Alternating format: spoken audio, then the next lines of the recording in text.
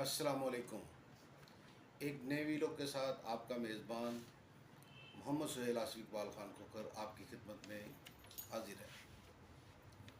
सबसे पहले जिन दोस्तों ने अभी तक चैनल को सब्सक्राइब नहीं किया वो चैनल को सब्सक्राइब करें, बेल आइकन को प्रेस करना बिल्कुल ना भूलें ताकि मेरे आने वाले वीडियो आप तक बर वक्त पहुँचते रहें। आज का टॉपिक है FBI ने टैक्स ना दहिंदकान के ख़िलाफ़ एक्शन लेने का फ़ैसला कर लिया और नॉन फाइलर जो टैक्स दे सकते हैं लेकिन टैक्स नेटवर्क का हिस्सा नहीं हैं उनके ख़िलाफ़ घेरा तंग करने का फ़ैसला कर लिया है। बल्कि उसके लिए उन्होंने कुछ इक़दामात भी सजेस्ट कर लिए हैं कि जो लोग इस माली साल में 30 सितंबर तक अपने गोशवारे दाखिल नहीं करेंगे या टैक्स नेटवर्क में नहीं आएंगे उनके ख़िलाफ़ 15 किस्म की नई पाबंदियाँ लगाने का फ़ैसला किया गया है। उनमें से चंद एक का ज़िक्र करना ज़्यादा मुनासिब है। जो नॉन फाइलर है, जिसके पास NTN नहीं है, वो बैरून मुल्क सफ़र नहीं कर सकेगा माँ सिवाय उनके जो तबलीग के लिए बैरून मुल्क जाना चाहते हैं। इसके अलावा प्लाट ख़रीदने पर, मकान ख़रीदने पर, दुकान ख़रीदने पर या किसी भी किस्म की जायदाद ख़रीदने पर भी उनकी पाबंदी होगी। इसके अलावा गाड़ी ख़रीदने पर भी पाबंदी होगी। बैंकों से रकूम निकलवाने के लिए भी एक ख़ास लिमिट मुख्तस की जा रही है सालाना, उस पर भी उन पाबंदी लगाई जाएगी। इसका फ़ैसला क्यों किया गया? इसका फ़ैसला इसलिए किया गया है कि पाकिस्तान में कमोबेश 30 लाख के करीब फाइलर हैं। फाइलर से मुराद मैं ये ले रहा हूँ कि जो लोग टैक्स नंबर रखते हैं उनमें गालिब अक्सरियत तनख्वाहदार तबके की और छोटे ताजरों की है। बड़े ताजरों की बहुत कम तादाद है। FBR ने अपने डाटे से, अपने ज़राए से जो पाकिस्तान के 24 करोड़ या 25 करोड़ अवाम में से जो अमीर तरीन अफराद की फ़हरिस्त तैयार की है वो तकरीबन 6,70,000 ख़ानदानों पर मुश्तमिल है। इनमें से सिर्फ 2,30,000 अमीर तरीन ख़ानदानों के अफराद की बात कर रहा हूँ। अमीर तरीन 2,30,000 NTN रखते हैं जो अपनी रिटर्न्स फाइल करते हैं। बाकी 4,40,000 अमीर तरीन अफराद टैक्स नेटवर्क का हिस्सा ही नहीं है। एक ऐसे मुल्क में जहाँ 1 लाख रुपया तनख्वाह लेने वाला मुलाजम, उससे तो हुकूमत तनख्वाह मिलते ही उसकी टैक्स कटौती कर लेती है और उसके बदले में करोड़ों रुपए की डेली इनकम रखने वाले अहबाब अफराद वो टैक्स नेटवर्क का हिस्सा ही नहीं है। क्या करते हैं? फाइलर और नॉन फाइलर की इस्लाह जो हुकूमत ने बनाई हुई। नॉन फाइलर क्या होता है? सीधी सीधी बात है, नॉन फाइलर का मतलब है टैक्स चोर। फाइलर कोई जायदाद खरीदता है उसको भी टैक्स देना पड़ता है, हालांकि उसने अपनी इनकम के ऊपर ऑलरेडी टैक्स दे दिया होता है, लेकिन उसके बावजूद वो गाड़ी खरीद रहा है, वो मकान खरीद रहा है, वो प्लाट खरीद रहा है, वो कोई जायदाद खरीद रहा है, उसने उसके ऊपर टैक्स जमा कराना होता है, उस पर भी उसको टैक्स देना पड़ता है। और नॉन फाइलर, ये असलाह निकाली हुई है FBR ने, हुकूमत ने, सीधा सीधा नॉन फाइलर से मुराद टैक्स चोर है, जो टैक्स जमा नहीं कराता।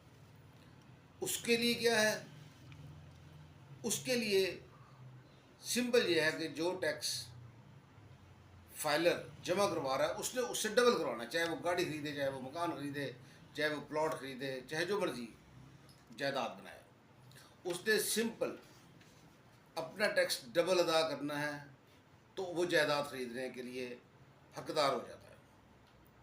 मैं मिसाल के तौर पे बात करता हूँ कि अगर फाइलर कोई जायदाद खरीदते वक्त 3% टैक्स देता है, हालांकि उसने जो अपनी इनकम सेव की है जिससे वो जायदाद खरीदने के काबिल हो रहा है, उस पर वो टैक्स दे चुका ऑलरेडी, उसके बावजूद वो अपनी सेविंग में से दोबारा टैक्स देता है जब वो जायदाद खरीदने लगता है। और उसके मुकाबले में, और जो वो टैक्स दे रहा होता है, जो फाइलर टैक्स देता है, उसकी रेशो ज़्यादा होती है, 5%, 10%, 15%, 20%, 25%, और ये सैलरीड पर्सन के लिए 30% तक ये स्लैब चली जाती है। उसके बदले में जो टैक्स नहीं दे रहा, उसने 3 की जगह 6% टैक्स जमा कराना है, वो चाहे गाड़ी खरीदे, चाहे वो मकान खरीदे, वो चीज़ खरीद लेता है। ये मैंने फॉर एग्जांपल बात की है। तो एक तरह से ये एक रास्ता दिया गया था, टैक्स पे करने वालों को डिस्करेज किया गया था और टैक्स ना पे करने वालों का इनकरेज किया गया था। ये तो सीधी सीधी बात है ना कि आप टैक्स ना दें। अगर इसकी कैलकुलेशन निकाली जाए, मैं सैलरीड पर्सन की कैलकुलेशन से लगाता हूँ कि अगर उसकी स्लैब 30% तक है, तो अगली दफ़ा वो जायदाद खरीदेगा तो वो 3% मज़ीद ऐड कर देगा, तो उसका टैक्स एक्चुअल चला गया 33% पे। लेकिन जो नॉन फाइलर है उसने तो टैक्स दिया ही नहीं, वो तो टैक्स नेटवर्क का हिस्सा ही नहीं, वो NTN रखता ही नहीं, उसने 6% दिया और जो चीज़ खरीदना चाहा वो उसने खरीद ली। तो इनफैक्ट उसने फाइलर से 27% अपनी इनकम बचा ली और हुकूमत को 27% का लॉस हो गया। बहुत देर से ख्याल आया, लेकिन चले जब मुश्किलात बढ़ती हैं तो ख्याल तो आ गया, चाहे IMF के कहने पे आया। तो ये एक ऐसी ज़्यादती हो रही थी फाइलर पे, टैक्स पे करने वालों पे, और इसको एंजॉय कर रहे थे टैक्स ना पे करने वाले। तो 30 सितंबर के बाद ये चीज़ें ख़त्म होती नज़र आ रही हैं। इसके अलावा इससे एक चीज़ साबित हो रही है क्या, 30 सितंबर के बाद सिर्फ फाइलर रह जाएगा, नॉन फाइलर की इस्लाह ख़त्म कर दी जाएगी। नॉन फाइलर टैक्स चोरी के ज़मरे में आएगा। और इसी तरह जो टैक्स पे कर रहे हैं, जब वो कोई जायदाद खरीदेंगे तो उनके गोशवारों में भी उनको भी चेक किया जाएगा, उनके गोशवारों में भी जो वो जायदाद खरीद रहे हैं उसके मुताबिक उनके गोशवारे साबित करें कि वो जायदाद खरीदने के अहल हैं। मैं इसको मज़ीद थोड़ा सा अगर एक्सप्लेन करूं तो एक बंदे के गोशवारों में उसकी सेविंग नज़र आ रही है 50 लाख, वो 2 करोड़ की गाड़ी खरीदेगा तो यकीनन उससे पूछ-गुछ इसके बारे में भी की जाएगी। तो आने वाले वक्तों में IMF के कहने पे जो इस्लाहात की जा रही हैं, अगर हुकूमत इनको सही मानों में इम्प्लीमेंट करने में कामयाब हो जाती है तो यकीनन मिडिल क्लास पे, छोटे ताजरों पे, इसी तरह बड़े ताजर भी टैक्स नेटवर्क का हिस्सा होंगे। अमीर तरीन अफराद भी दोबारा से इसका हिस्सा बनेंगे जब इनके बैरून मुल्क सफ़र ख़त्म हो जाएंगे। जब बैरून मुल्क सफ़र नहीं कर पाएंगे तो यकीन ये लोग भी टैक्स नेटवर्क का हिस्सा बनेंगे। पाकिस्तान की 24 या 25 करोड़ की आबादी में से कम से कम 2 करोड़ अफराद टैक्स नेटवर्क का हिस्सा होने चाहिए। उनमें से सिर्फ अभी तक 30 लाख के करीब है।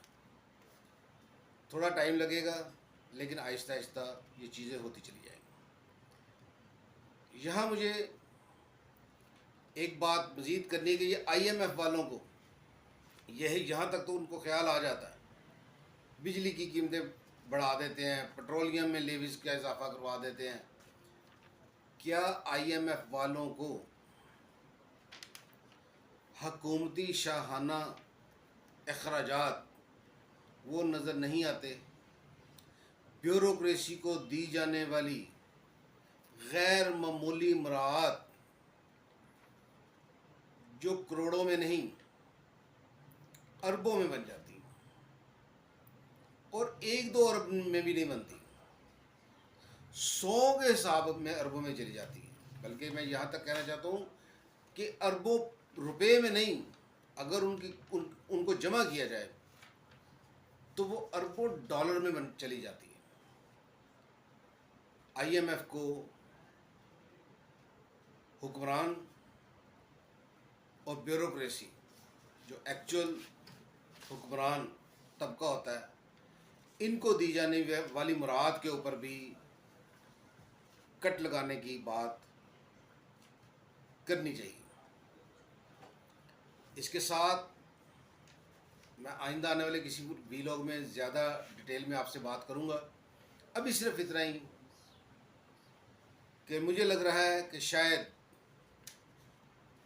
हाफिज़ नईमुर रहमान का रावलपिंडी में धरना, जमात इस्लामी का धरना, शायद अपने मकासद पूरे करता हुआ नज़र आ रहा है। मेरे पास इतलात हैं कि नॉन फाइलर के साथ साथ IPPs, बिजली पैदा करने वाले कारखाने जो लोकल भी हैं और गैर मुल्की भी हैं, उनके ख़िलाफ़ एक कम्प्रीहेंसिव रिपोर्ट हुकूमत के पास आ चुकी है। IPPs के कुछ मालकान से राब्ता कर लिया गया है। आने वाले दिनों में इस पे भी लग रहा है कि पाकिस्तान के अवाम इस पे भी एक खुशखबरी सुन सकते हैं। ज़्यादा तफसील में मैं आने वाले किसी वीलॉग में बात करूंगा। अब तक के लिए सिर्फ इतना ही। यहाँ आपसे मैं ये कहूँगा कि अगर आपको मेरा वीलॉग, मेरी दी हुई इन्फॉर्मेशन आपको पसंद आए तो चैनल को सब्सक्राइब तो करेंगे, वीडियो को लाइक भी कीजिए, वीडियो को शेयर भी कीजिए। अपना, दोस्तों का, अजीज़ों का, रिश्तेदारों का ख्याल रखिए। अल्लाह हाफिज़।